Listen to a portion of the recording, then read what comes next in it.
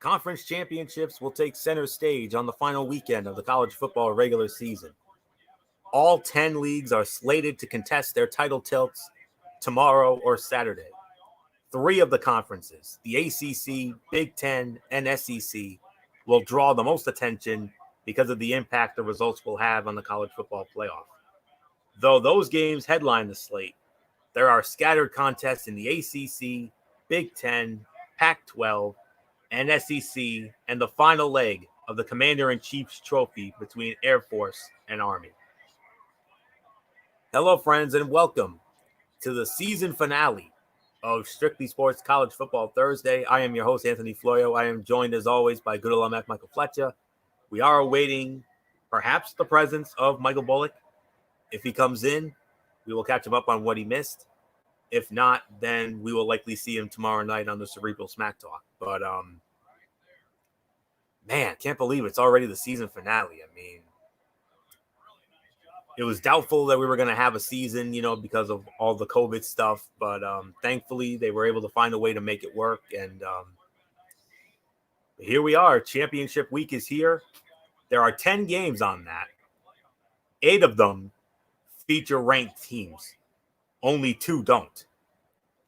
Those 2 games that don't are the Conference USA Championship between UAB and Marshall tomorrow night at 7 o'clock over on the CBS Sports Network.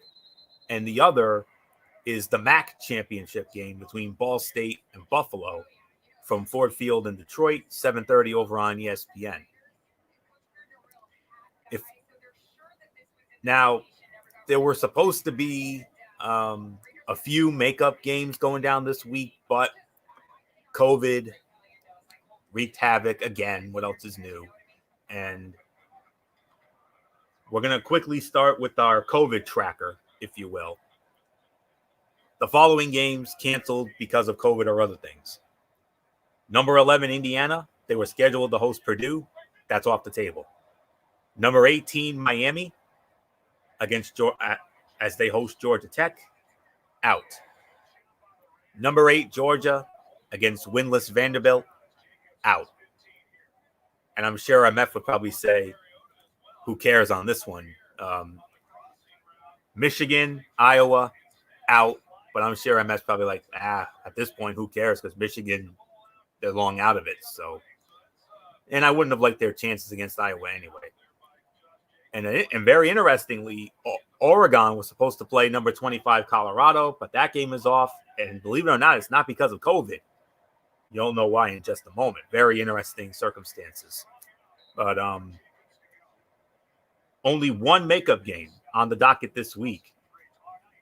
And it actually does have somewhat of some implications. The number 5 Texas A&M Aggies and the Tennessee Volunteers. We'll get into that in a moment. But we're going to talk about the makeup game first, and then we'll get into the championship games. And then as a special bonus, MF informed us last night, as we were wrapping up Wednesday Night Mayhem, that we're also going to preview the NFL Network doubleheader that's going to go down this Saturday between the Buffalo Bills and the Denver Broncos in the first game and the Carolina Panthers and the Green Bay Packers in the second game.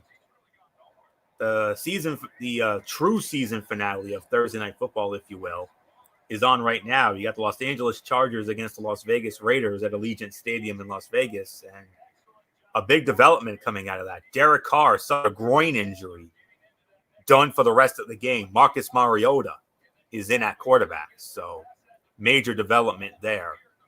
And the Chargers are winning at this moment, 24-17. However, the Raiders are driving, and they're right around red zone. Red zone alert. It is a red zone alert. Okay, so there you have it. We will definitely keep an eye on that. If any developments break out, MF or I will let you know. We'll let you know as soon as we get it. But for right now, let's get into everything here. Just wanted to address all those elephants in the room here. So now, MF, do you want to get into the other 2 championship games, or do you want to just leave it to the ranked games? I mean, we could talk about it briefly, Even though I know it's not going to have any implications on the college football playoff, but it is championship weekend. I say let's just throw the other two just in, just for the heck of it, for the flavor content. And I All right. know and I know some of those fans out there would feel disrespected if we at least didn't mention them as well. So Certainly. yeah, we could talk about it. Okay. So just wanted to be sure on that. So all right, everything is ready to go here. Got all the notes ready here, and now the bad news is for the second week in a row, my number one source for the announcer sheet is down. However, I found a very unique source that I can get the announcers through. Wikipedia, believe it or not. They have pages about all the championship games, and I can get all the announcers for you right there. So I'll be going in and out of Wikipedia to look up the announcers, although I memorized most of them. But anyways, enough of that. Let's get into the. We're gonna start off with the lone makeup game of the week, and it comes to us out of the SEC. We have the number 5 Texas A&M Aggies, and they're going to square off against the Tennessee Volunteers from Neyland Stadium in Knoxville, Tennessee. High noon Saturday over on ESPN. A&M is opening up as a 14-point favorite, and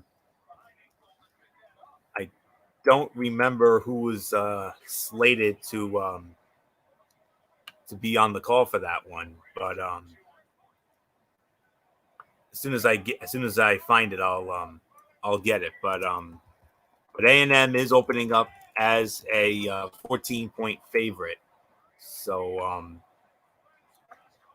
here we go. Not much really to say here. I mean, Tennessee's long out of it. We know that. But as for A&M, though, can Texas A&M make the playoff? Its penchant for sneaking past inferior teams is concerning from a rankings perspective because it's easy justification for keeping Notre Dame, Ohio State, and Clemson ahead of it. Beating up on a bad team in Tennessee will convince no one. But the Aggies need a comfortable win to boost their perception. And I say they will get a comfortable win. A&M will win this one. They'll go into Knoxville and take care of business. 38-14, A&M over Tennessee. So, MF, your thoughts on our lone makeup game of the week? Yeah, absolutely right. And you even mentioned it. A&M right now is on the outside looking in. They at least secured a spot to play in the New Year's Six, and that's a big moment for them. But to get into the Final Four, to play for the national championship, obviously a lot of things needs to go their way. A&M will have to win their game, win it comfortably. Then we got to see the outcome of the ACC final. That might be the difference that could tell you if they're in or they're out. Obviously, they're also going to keep a really close eye on the Pac-10, on the Big Ten championship game, which is Ohio State. That's also going to be very important as well. Even though I do believe that if Florida does knock off Alabama, Bama should still be fine. I don't think they're going to fall out of the top four. But if you're Clemson, if you're Notre Dame, and if you're Ohio State right now, you would love to see A&M get tripped up. You would love to see A&M fall here to Tennessee, and that would end any debate of a A&M sneaking in and stealing one of the four from one of you guys. So not only that, but there's also another scenario that could really mess up the college football playoff, and it comes from the Pac-12. We'll get into that in just a minute. So nothing more to say. Yes, A&M should win it. Anthony, let's move on. All right. And I just found the announcers for that game. It'll be Bob Wischusen, Dusty Dvoracek, and Quint Kessenich. Okay. They will be in Knoxville for that makeup game, if you will. All right. So with that out of the way, now let's get into the meat and potatoes of this thing. Here we go. The championship games, and we're gonna start with we got 10 in total. And the first two do not feature ranked teams. So we'll get those out of the way first. Yeah. So we're going to start it off. Um, it'll be 7 o'clock Eastern time. And it'll be now we have three championship games tomorrow night. And they will tongue tied tonight. Anyways, here we go. 7 o'clock Eastern time.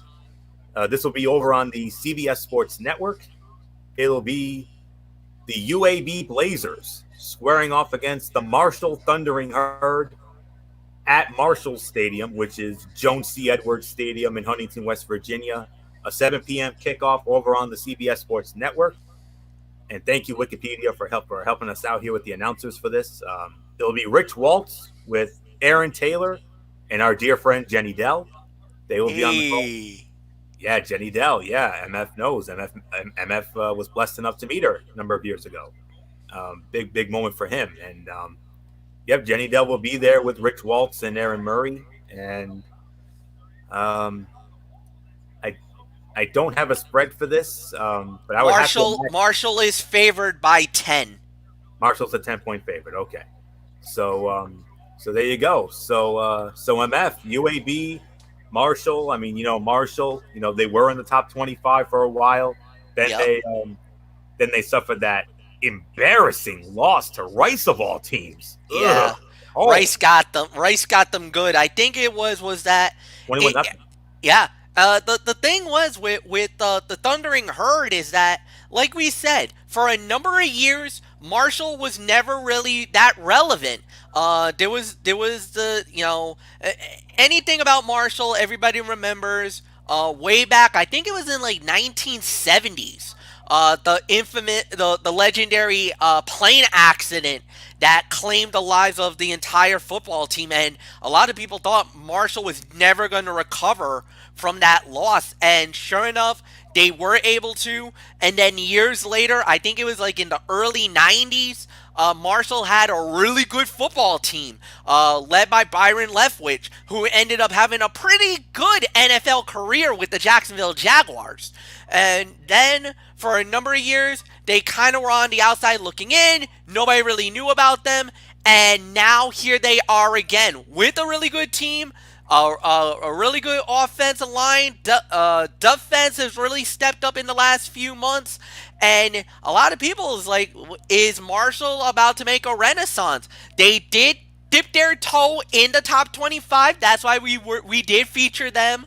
I think it was like maybe 1 or 2 weeks on our show, Anthony. But I do believe Marshall should win this game. They're at home, so they're gonna feed off that energy of being at home. I do believe it will be a limited crowd, though. I don't believe they're gonna get the full stadium. I think it's about maybe 10,000 allowed in their stadium. If they have a crowd, they could easily feed off that energy. Marshall wins the championship. They should win it.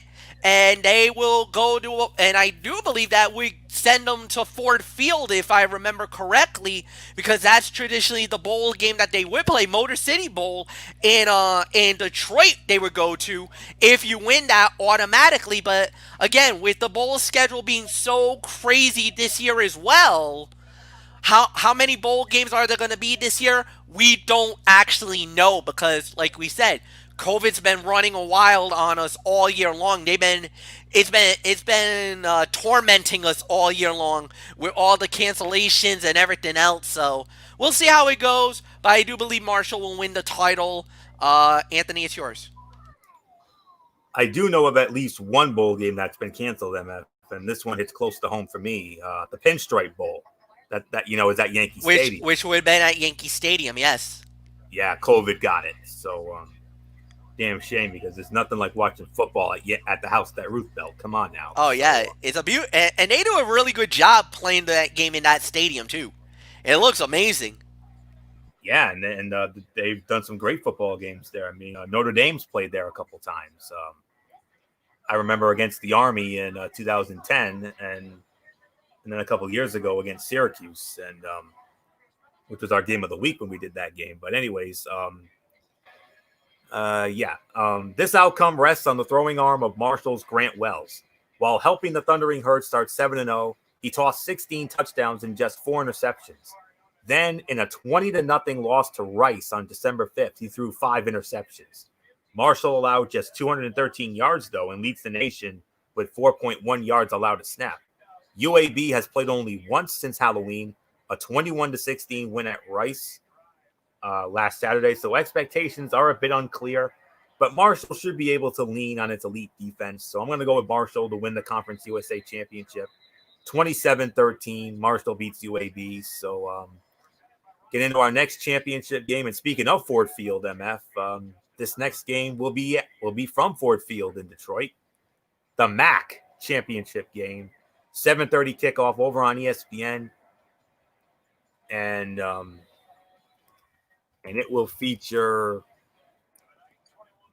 Just one moment here. It'll feature the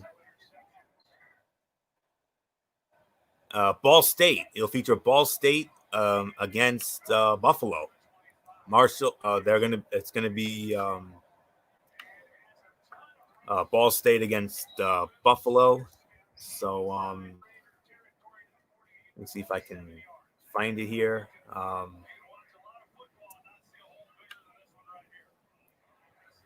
Okay, just give me 1 second here. All right, here we go. I got it.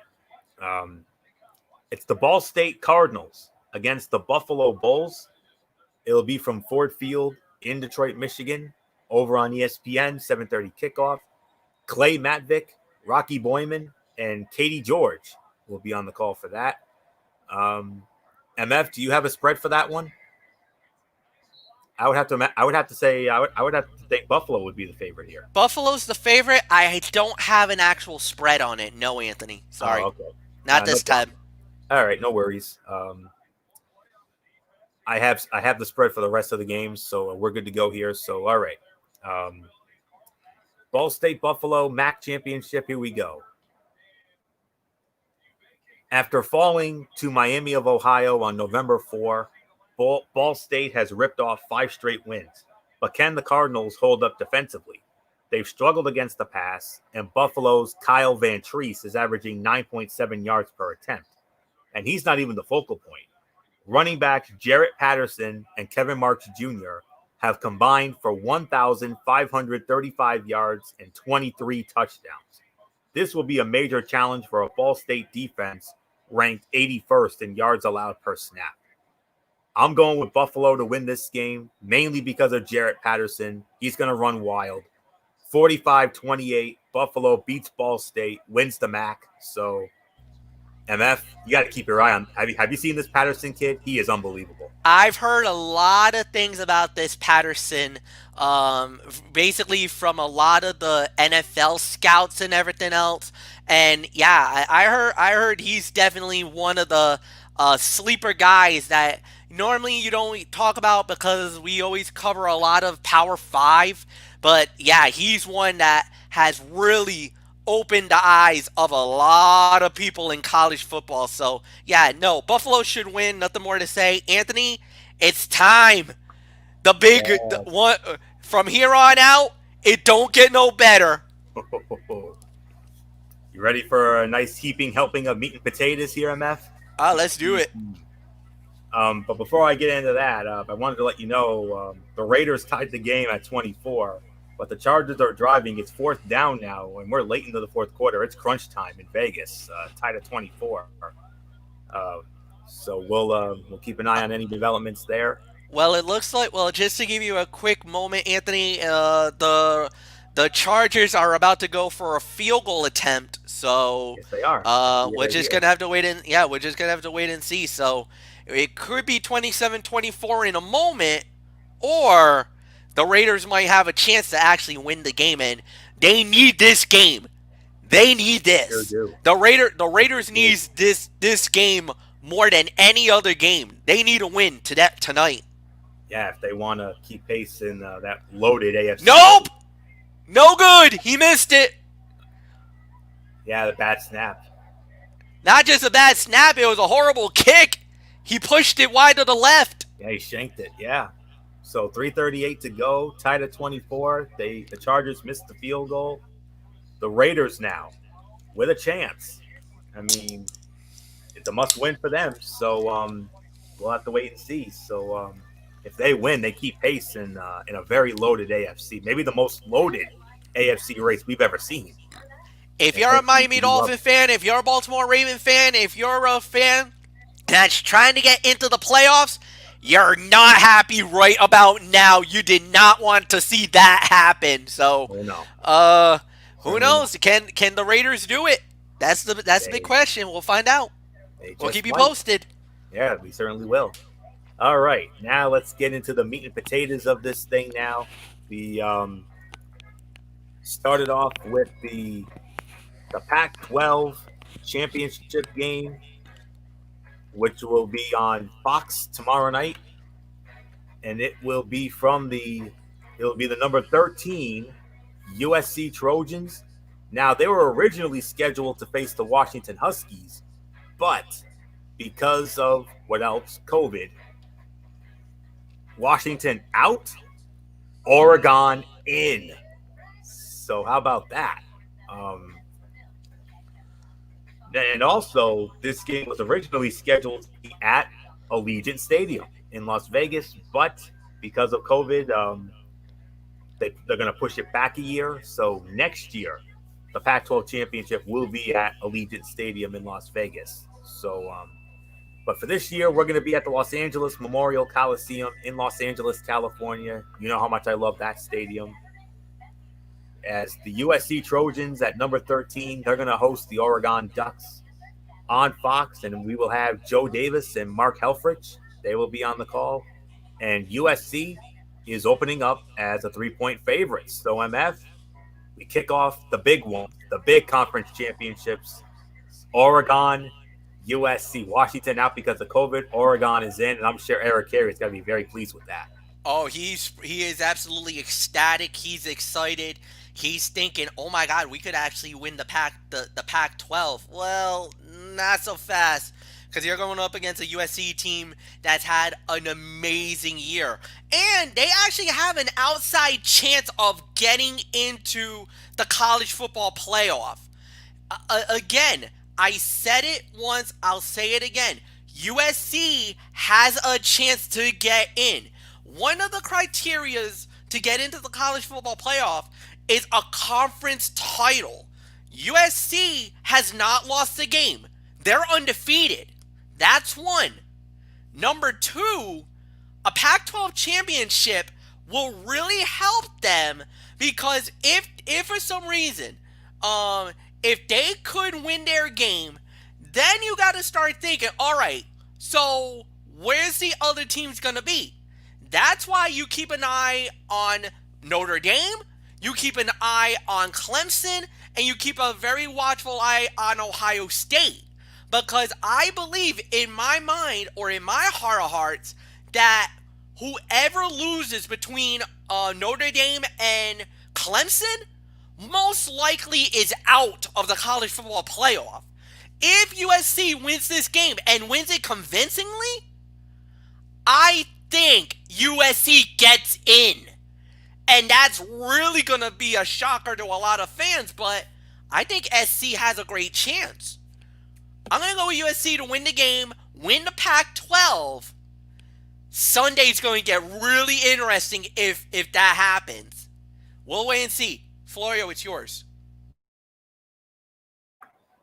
Yeah, very interesting indeed, and I got to go with you on that one, MF. I got to go with USC as well. Now, because of coronavirus protocols, Washington will not be able to play, and Oregon will instead take on USC in a mostly even contest with one significant outlier. The Ducks have a strong secondary, but have also committed 11 turnovers. And while the Trojans' defense is unspectacular, the unit has 15 takeaways. If Oregon protects the ball, the result can swing its way, but the season-long trend is not favorable. I'm going with USC to win as well. It's going to be a close game. I think it's going to be a decently high-scoring game. 31-24, USC knocks off Oregon. So that's all there is to say on that. Now let's get into the Saturday portion of the championship games, and we will start it off the first of 2 noon games. We got 2 championship games at noon, and we're going to start with the one that will be on Fox and MF. This is your game, man. Here you go. Your conference, the Big Ten Championship. The number 14 Northwestern Wildcats will be squaring off against the number 4 Ohio State Buckeyes from Lucas Oil Stadium in Indianapolis, Indiana.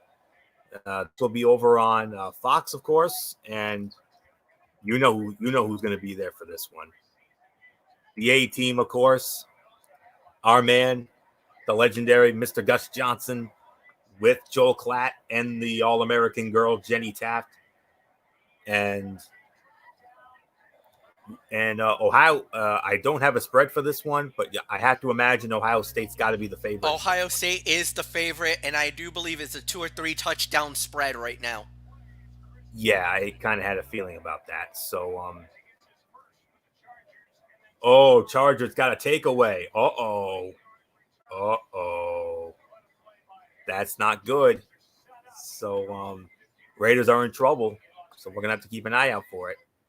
Anyways, complain if you want about the Big Ten's bending its rules. Yet Ohio State, based on results, is the proper representative from the Big Ten's Eastern Division. Northwestern has an outstanding defense that is allowing just 4.5 yards a snap, 5th in the nation. But on offense, the Wildcats are mildly threatening at best. Unless they can attack the Buckeyes vertically, Ohio State will pull away. Ohio State wins yet another Big Ten championship, 34-17. Ohio State over Northwestern. So MF, what do you make of this whole Big Ten situation? Ohio State did not have the technical number of games necessary, but they're still playing in it anyway. Yeah, but you also got to remember, look at what has happened this entire year. This season's been all over the place with COVID and everything else. Yes, I understand the protocol is that you got to play 6 or more games in order to be eligible to play for the Big Ten championship. I think this was fair, and especially after when Michigan pulled out of the Ohio State game, a lot of people really went after Michigan, thinking, "Oh, you did that as a ploy to prevent Ohio State to play for the Big Ten championship." They basically they were throwing a whole bunch of hate at Michigan. So for Ohio State to at least get an opportunity to play for the title, it's fitting. It's deserving. They've been the best team in the Big Ten all year long. And they might be one of the best representatives to possibly win the national championship for the Big Ten. So obviously you want to give them the opportunity, give them the chance, let them play for it. Yeah, so no, I got nothing bad to say about it. They deserve it. They deserve to be there. They deserve the spot. They busted their butts all year long. They haven't let one game get away from them up to this point. They deserve it. Ohio State, good luck in the Big Ten championship game, and I do believe you guys will win it. So nothing more to say. Anthony, it's yours. All right, and we move on to the Big 12 championship game. This will be over on ABC, high noon. It'll feature the number 10 Oklahoma Sooners squaring off against the number 6 Iowa State Cyclones. And over on the call for that one, I believe Sean McDonough's crew will be working this game. Let me double check. Yes, it'll be Sean McDonough, Todd Blackledge, Todd McShay, and Allison Williams. They will be in Jerry World for this one. Oklahoma opening up as a 5-point favorite. MF, major implications when it comes to the Big 12. Oklahoma at number 10, Iowa State at number 6. Someone's got to give here. Yeah, but I think that Iowa number 6 is actually fraudulent. I'm sorry. I'm not buying them. I've never bought them. Oklahoma had a bad start at the beginning of the year. They rode the ship. They turned it around. Oklahoma wins the Big 12 championship. Whenever they play a Big 12 title game, playing in Jerry World, they're a different team. They're a different animal, and they've been playing so good all those years. They are one of the creme of la creme of the Big 12. They're going to prove it again on Saturday. Oklahoma wins the Big 12 title. Anthony, it's yours. Believe it or not, MF, I actually agree with you on this. Iowa State edged Oklahoma. Oh, Iowa State edged Oklahoma 37-30 on October 3rd. The Cyclones, however, hosted that contest and have performed better at home. They always play the Sooners close and should again. But Oklahoma has quietly put together a terrific defensive stretch, ceding 78 points in the last 5 games. That improvement, combined with running back Ramondre Stevenson's availability this time around, makes OU the favorites. So I agree, MF. I'm going with Oklahoma. Boomer Sooner. Close game, high-scoring game, 34-27. Oklahoma beats Iowa State, wins the Big 12 championship. 3:30 kickoff over on ABC, or I should say on ESPN rather. The sleeper of these games, the Sun Belt Championship game. The number 19 Raging Cajuns of Louisiana Lafayette squaring off against the new darling of college football this year, 12.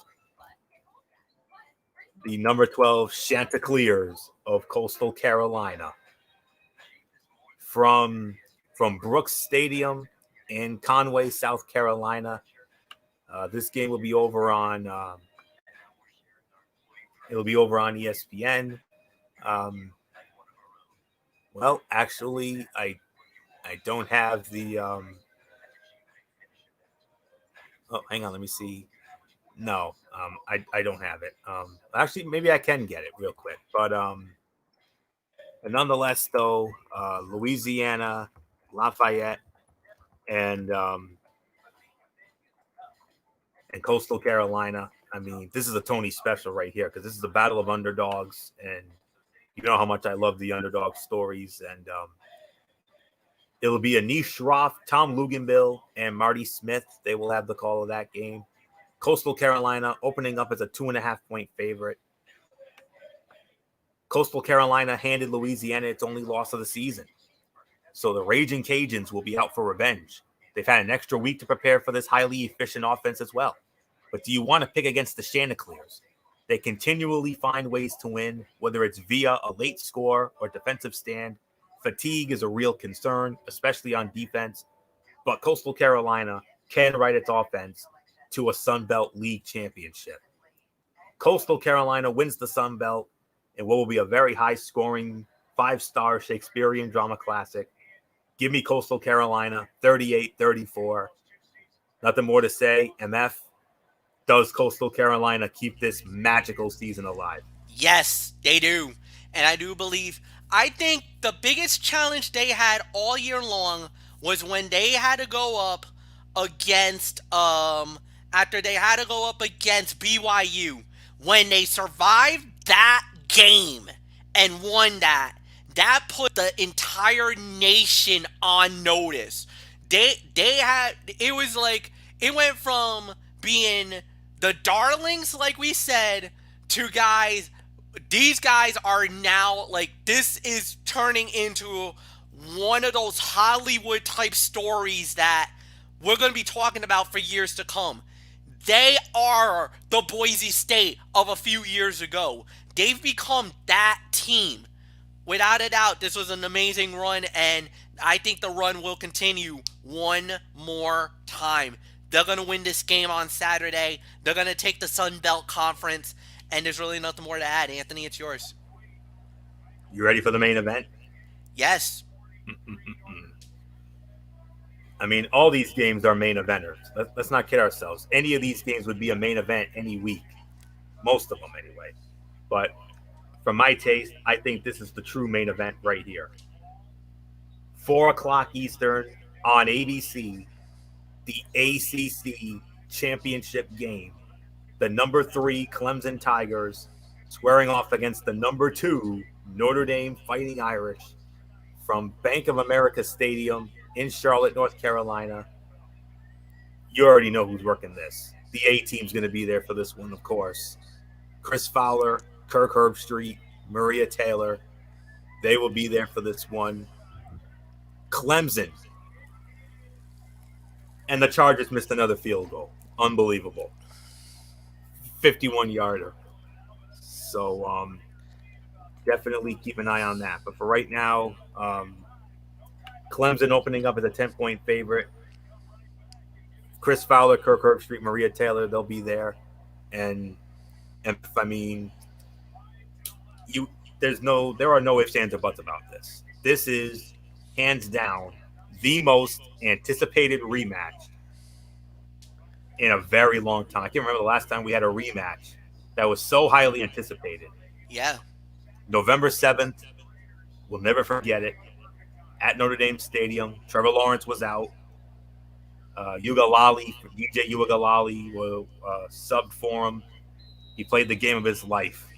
But at the end of the day, Notre Dame, with their biggest win in recent years, defeating Clemson in a game of the century, 47-40 in double overtime. But this time, Trevor Lawrence is back. And as a Notre Dame fan, I'm sorry to say, I don't like Notre Dame's chances, and I'm sure you don't either, MF.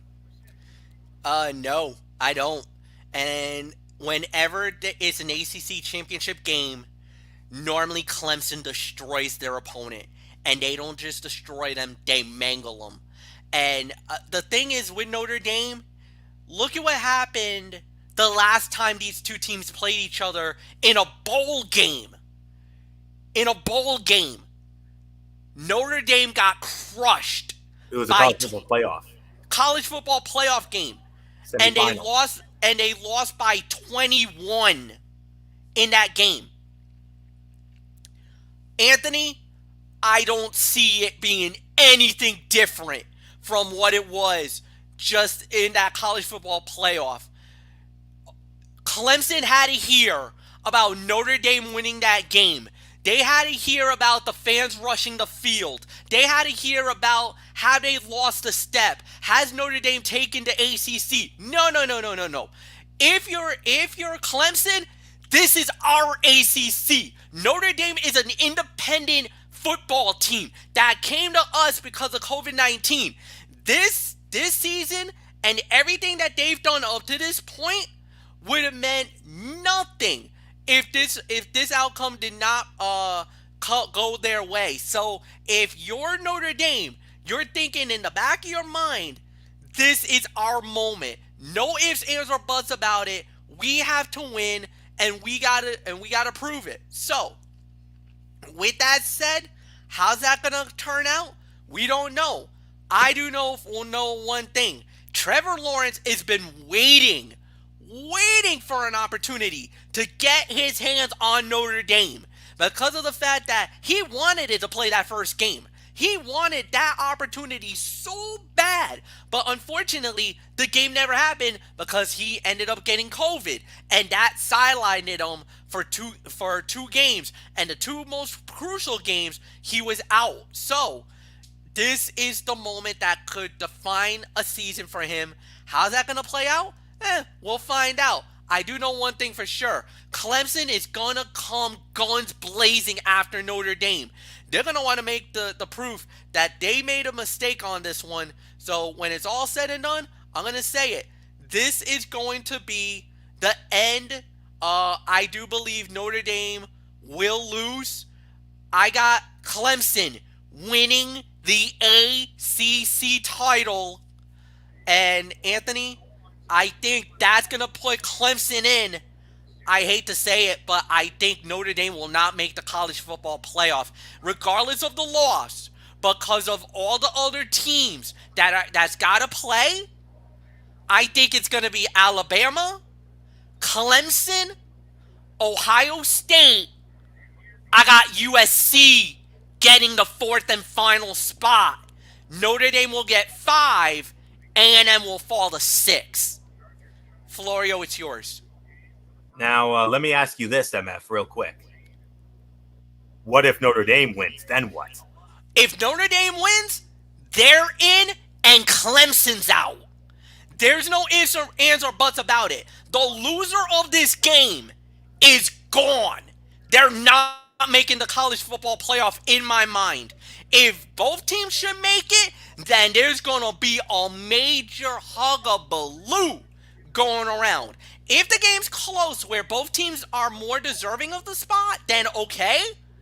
But if I'm thinking either way, because of everything else that needs to happen. That's where I think the problem's gonna lie. This is gonna turn into a mess if certain games goes to certain ways that I think it's gonna go. Chargers Raiders are going to overtime. Yep. So Raiders were seriously thinking about going for a 65-yard field goal, but yeah, that didn't. They go botched the snap. Yeah, they botched. Dipsy do botcheroo, as we say. So, Yep. So that's very interesting, to say the very least. I heard a lot of the experts say that even if Notre Dame loses, they think they still get in based on their prior body of work. The problem is with this, Anthony, is it goes like this. Yes, I could say that about Notre Dame, and I do believe that they could get in. But the thing is that when you got USC and you got all these other teams, and remember, one of the criterias to get into the college football playoff is you gotta be a conference champion. This is true. That's gonna be the biggest problem for Notre Dame. Even though, as an independent, normally, if you get one loss from Notre Dame, that should be good enough to get you in. But because of everything that's been happening in COVID, this is why this microscope that Notre Dame has put themselves in has really put themselves in a really tight position. And that's why I'm really, you got to be very careful here. Fair enough. I just wanted to get a quick thought on that, but yeah, I'm with you here. Now, of course, as a Notre Dame fan, I want this. I mean, I want this even more than the other game, honestly. But on November 7th, Notre Dame clipped Clemson 47-40 in double overtime. But the Fighting Irish are preparing for a far healthier team, and it's not simply Trevor Lawrence. The Tigers didn't have defensive tackle Tyler Davis or linebackers Mike Jones Jr. and James Skalski in that contest. It's no surprise Notre Dame rushed for 208 yards. Those players, plus the loss of Notre Dame center Jarrett Patterson with foot surgery, will be the keys to Clemson's flipping the result. Unfortunately, I have to go against my team here. I got to go with Clemson to win the ACC championship. It's another close game, not as high scoring as the other game, but it's going to be a somewhat high scoring game. 31-24, Clemson gets their revenge on Notre Dame, as much as it pains me to say it, but it is what it is. So with all that being said, let's move on. 4:30 kickoff over on Fox. We're going to have the Mountain West championship game with the Boise State Broncos. Yes, Boise State in the Mountain West championship game, and they will be squaring off with the number 24 San Jose State Spartans from Sam Boyd Stadium in Paradise, Nevada. And I don't have the announcers for this game, but I don't list them here, so we're just gonna roll with it here. Boise State opening up as a 6-point favorite. So let's get into the Mountain West Championship here.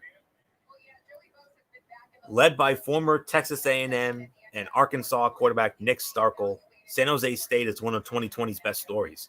Perhaps it's fitting the first time Mountain West Conference Championship qualifier will go up against perennial power Boise State.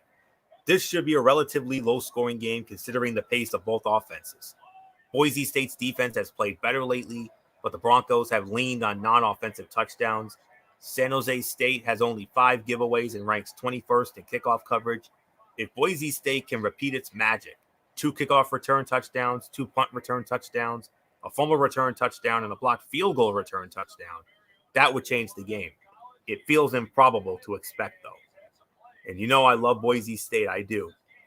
But I think the San Jose State team is for real. I'm going with San Jose State to upset Boise and win the Mountain West Championship. 24-20, San Jose State knocks off Boise State. So nothing more to say, MF. We literally have a David versus Goliath situation in this Mountain West Championship. Boise, we know their body of work, but can San Jose State do the impossible? I think they can. It's possible. There's no, You can never guarantee anything, and I do believe that they can do it. I'm actually with you, Florio. I'm gonna go with San Jose State to pull the upset. So yeah, normally the scrappier, the more hungrier team normally can get the job done. So yeah, nothing more to say. Anthony, it's yours. And now we move on to the primetime games, and here is the other big game of the week. This is the other big one we're all looking forward to. 8 o'clock Eastern time over on CBS. The SEC championship game. The number one team in all the land, the Alabama Crimson Tide, squaring off against the number 7 Florida Gators. Mercedes-Benz Stadium, Atlanta, Georgia. Brad Nessler, Gary Danielson, Jamie Erdahl. They will be there. Alabama opening up as a 17-point favorite. MF, I mean, we always like to say, next victim when it comes to Alabama. But if anybody can give Alabama a true test, it's definitely Florida, even though they did lose to LSU in that fog in Florida last Saturday night. That's exactly what it was. It was the fog. It was a fog. You could easily say that the fog kind of caused that kind of game. There was a funny little thing that I was watching on the TikTok. There was a beautiful baby girl that normally does comedy for the team, and she's like, "What, Florida? What did you do?" Uh, talk about the college football playoff. Yeah, Florida had a chance to get in there to possibly cause some ruckus. That if they beat there could have been a situation where if Bama, if they would have won, that would have given Bama and Florida an opportunity where the winner of the game probably gets into the college football playoff. The loser, who knows how that plays out, but yeah, Anthony, I gotta say it. I think Bama's gonna win it, but it's gonna be close. It's gonna be tight, down to the wire as always. Bama does really well when they play in Atlanta. I don't think they've ever lost a game in the Mercedes-Benz Stadium up to this point that I know of. So, yeah, I think Bama will win. They'll beat Florida. They'll capture the SEC, and they'll be the top seed going into the college football playoffs. So, nothing more to say, Anthony. It's yours. Agreed. No question about this. Let me see. All right. Counting out Florida after its loss to LSU would be foolish. Kyle Trask has been carving up defenses all season, and Alabama isn't immune to that possibility. But on the opposite side, the Gators have had no answers for competent passing games. Mac Jones, Devontae Smith, and John Mechie III will carry the Crimson Tide. Florida's hopes of an upset hinge on containing Alabama's pass rush because the Gators are unlikely to run the ball efficiently. I think Florida will give Bama some fits, but I think ultimately late third, early fourth quarter, sometime in the fourth, I think Alabama will pull away. They'll win by at least 2 scores. I say Alabama will win in a very high-scoring game, 48-34. Alabama over Florida in the SEC championship. So not much more to say on that. Our final championship game of the night will be over on ABC, the American Athletic Conference Championship. The number 23 Golden Hurricane of Tulsa squaring off against the number 9 Cincinnati Bearcats. Cincinnati will be hosting the game at Nippert Stadium in Cincinnati, Ohio. This game will be over on ABC, and let me see if we can get announcers for this. Yes, it'll be Joe Tessitore, Greg McElroy, and Holly Rowe. They will be on the call. Cincinnati opening up as a 14-point favorite. I got to go with Cincy. 2 outstanding defenses will take the field at Nippert Stadium. So the question is whether the offenses are comparable. Cincinnati's primary edge is quarterback Desmond Ridder, who's rushed for 526 yards and 11 touchdowns. Tulsa's Zach Smith, conversely, is a typical drop-back passer, and the Golden Hurricane have managed only 4 yards a carry. I'm going with Cincinnati to win the American Athletic Conference Championship. They'll beat Tulsa. Tulsa will give them fits for most of the game, but I think right around maybe sometime in the fourth, I think Cincinnati will pull away. So Cincinnati defeats Tulsa 27-17. MF, American Conference, and then we'll get to our 2 NFL games on Saturday. Yeah, I do believe Cincinnati will also win as well. There's really nothing more to add. So, Anthony, let's get into the NFL. Yeah. We normally don't do this, because it is the college football show after all. But no. There will be two, in addition to all the conference championship games on Saturday. We're gonna have, the NFL Network is going to be giving us a doubleheader on a Saturday afternoon, late Saturday afternoon, and into the evening, and both of these games will be on the NFL Network. So if you have the NFL Network, great for you. If you don't, well, you'll have to find other ways to watch it. So it's not on Fox. It's not on any other network. It's all about the NFL Network, and that's where you'll find both of these games on Saturday afternoon and evening.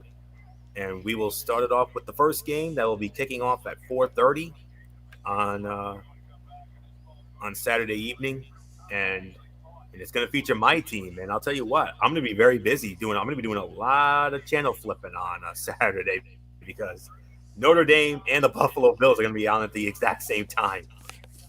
Oh boy. Oh man, my thumb's going to be in for a workout, let me tell you. But it's worth it though, because my two great football teams are going to both be on at the same time, and I can't wait to see it. But anywho, it's going to be the Buffalo Bills, and they're going to be squaring off against the Denver Broncos from Sports Authority Field at Mile High in Denver, over on the NFL Network. It'll be Adam Amin with Mark Schlereth and Lindsey Czarniak. They will be on the call for that game. And bear with me one moment as I transition here to the numbers. Buffalo opening up as a 6-point favorite. And Buffalo also leads the all-time series with Denver, 21-16 with a tie. They met last year in Buffalo. Buffalo won going away 20-3. Their last meeting in Denver was 2014. Denver won 24-17. The Buffalo Bills have not won in Denver since 2008. That was a 30-23 final. Buffalo's won the last 2 meetings with Denver, but both of those were in Buffalo. So there you have it. So with all that being said, let's get into Buffalo and Denver. So you do remember some time ago, MF's Dolphins were in Denver, and we all thought that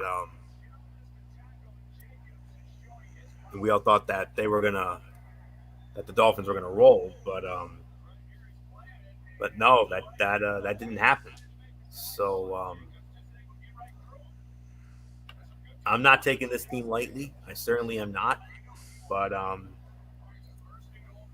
the Bills made a statement with their Sunday Night Football win over the Pittsburgh Steelers. Denver's Drew Lock passed for 4 touchdowns last week, but he will be forced into a few mistakes against the Bills defense that has 18.7 points a game through a 3-game winning streak. I can definitely see Buffalo staying hot in this one, but I know Denver will give them some serious fits. No doubt about that whatsoever. And the Bills are red hot after taking down the 49ers on the road and the Steelers at home, with Josh Allen locked into Stephon Diggs and his other receivers. At the same time, the Bills are running the ball effectively enough in good situations. Allen will have time to pick apart Vic Fangio's defense with some balance to take pressure off him. Drew Lock is coming off his best game as a Bronco, but there won't be as many receivers running free here, and game script will force them out of the running game at home. Denver will give us fits, I'm not going to lie, but especially with it being in Denver. But this time around, I got to go with my Buffalo Bills to win this game. By the way, they're number 2 game of the week over on our side of the ledger, a very loaded side of the ledger, 10 games. We'll get into the other 9 on Saturday. But for right now, I'm going with my Buffalo Bills to squeak one out in Denver and take one step closer to their first AFC Eastern Division championship since 1995. So not much more to say. 27-20, Buffalo wins. So MF, our number 2 game of the week, Buffalo and Denver. Can Buffalo take one step closer to the AFC East? Is there a scenario in this game? Basically, it's simple. If Buffalo wins, they have won the AFC East. It is over. There would be no other scenario unless Miami loses to New England. That's the only other scenario. Buffalo would clinch a playoff spot and the AFC if they win on Saturday. There is no other scenario you need to worry about, Anthony. You win it, you got it. It's all yours. All right. So who do you like in this one? Oh, I got Buffalo. I'm not gonna waste people's time on this one. Buffalo should win it. They'll capture the AFC East. All right. So let's get into our final game of the night, which will be the other Saturday game. This will be Saturday night. Kickoff is slated for 8:15, and it will feature the Carolina Panthers squaring off against the Green Bay Packers from the frozen tundra of Lambeau Field. On the NFL Network, Mike Tirico, Kurt Warner, and the beautiful Melissa Stark. They will be on the call for that one. Green Bay opening up as an 8-point favorite. Green Bay leads the all-time series 9-6. They met at Lambeau last year. Green Bay won 24-16. The Panthers last won at Lambeau, also 2008. Carolina won there 35-31. But MF, I mean, there's nothing more to say. Carolina, their hopes are pretty meh. Their hopes are meh, let's be honest here. But for Green Bay, though, they took a big step here with New Orleans losing in Philly. Green Bay now controls their own destiny for that number 1 seed in the NFC. What do you say? That's absolutely true. And they could also win the NFC North. With a win, it does not matter what happens with Minnesota. If Green Bay wins on Saturday, the NFC North goes to the Packers. They will clinch. They already have clinched a playoff spot. They're already in. This will cement them the division title. And more importantly, that would also put them also one step closer where all roads to the NFC playoffs will have to go through the frozen tundra of Lambeau Field. I do believe Green Bay will do it. They'll win the game. There's really nothing more to add. Anthony, it is yours. Yep, I'll take it. I'll take it for a spin here. The Panthers' schedule keeps taking Teddy Bridgewater through his former foes in the NFC North. Bridgewater should get DJ Moore back to help their passing potential, but he still will be lacking the ideal weapon to attack the Packer defense without Christian McCaffrey. Expect Bridgewater to see a lot of second-half blitzes once Aaron Rodgers, Devontae Adams, and Aaron Jones have passed, caught, and ran Green Bay to a significant lead. And also not much else to say other than the Packers hold the top spot in the NFC, but this is one of those trapdoor games to keep an eye on. Teddy Bridgewater can test Green Bay's defense with high percentage throws and keep this game close into the fourth, but the Packers will stay ahead with Aaron Rodgers, who continues to play at an MVP level. 38-23, Green Bay beats Carolina, locks up the North. I thought they had already done that, but I guess not. So, so that will put the bow on our season finale of Strictly Sports College Football Thursday. We want to thank you all so very much for tuning in all season long, and we will be back with you tomorrow night over on MF's channel, Braves Fan 95, for another edition of the Cerebral Smack Talk, where we will review Friday Night SmackDown, and we will preview this Sunday's WWE Tables, Ladders, and Chairs TLC pay-per-view. Saturday night, of course, right back here on the Tone 25 for another edition of NFL Saturday, as we will briefly recap this Thursday game with the Chargers and the Raiders and our 2 Saturday games. And we will also preview the remaining games for Sunday and Monday.